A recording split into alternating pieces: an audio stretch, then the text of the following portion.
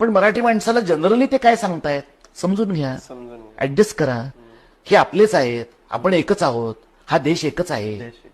तर हा देश एक आहे आणि तो देश एक राखण्याची जबाबदारी मराठी माणसांची नाहीये ना. हा देश एक राखण्याची जबाबदारी सगळ्यांची आहे.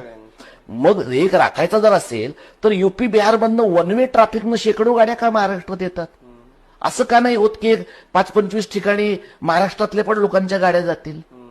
म्हणजे फायनान्स कमिशनमध्ये, वित्त आयोगामध्ये या राज्यांनी, दक्षिणेतल्या आणि पश्चिमेतल्या राज्यांनी प्रचंड संसाधनं उभी करायची आणि अंतिमतः त्यांचे लाभार्थी जे बिमारू आहेत ते व्हायचे.